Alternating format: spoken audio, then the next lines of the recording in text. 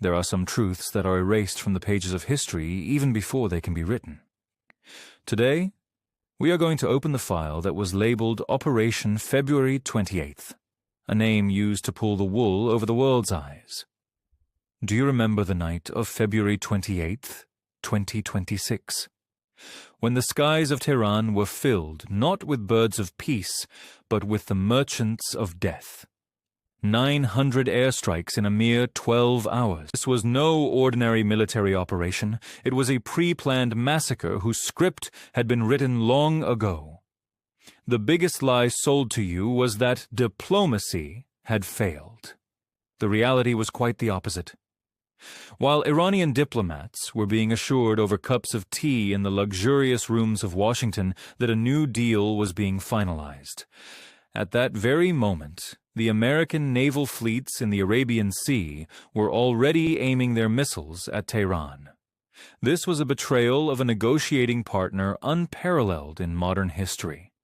International law experts call it diplomatic terrorism, but you wouldn't have read this term in any Western newspaper. Why? Because showing the truth was not on their agenda.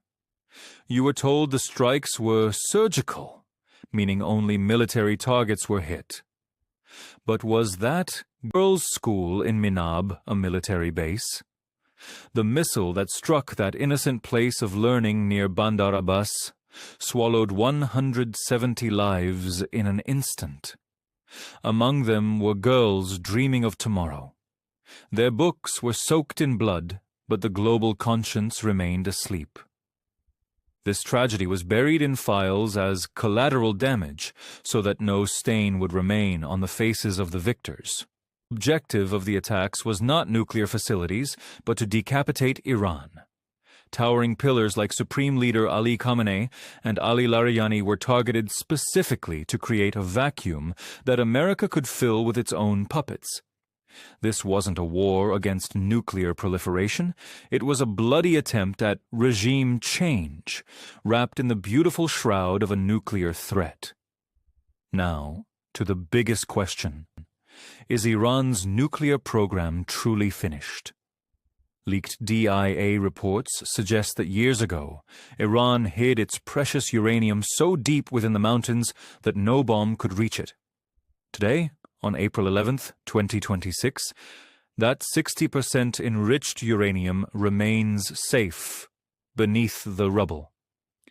U.S. Secretary of Defense Hegseth's admission that we can only monitor via satellite proof that this attack was a failure painted in the colors of victory.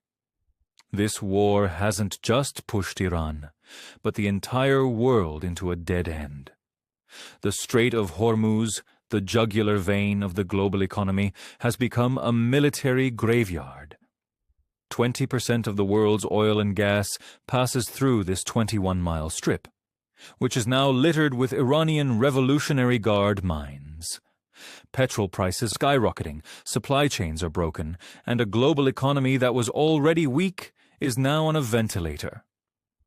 America and its allies lit this fire, but now they are scorching in its heat. We were told this was done to make the world safe. But do more than 5,000 corpses make the world safe? Can a peace built on the blood of innocent children be sustainable? The timeline of February 28th, 2026 is not a straight line. It is a collection of lies told by a superpower for its own survival. Today, the smoke rising from the mountains of Iran is not just from gunpowder, but from the failure of a global system that believes in power rather than justice. The truth is what was hidden from you, and reality is that which is screaming from beneath the rubble. Remember, the victors may write history, but the wheel of time eventually brings the truth to light.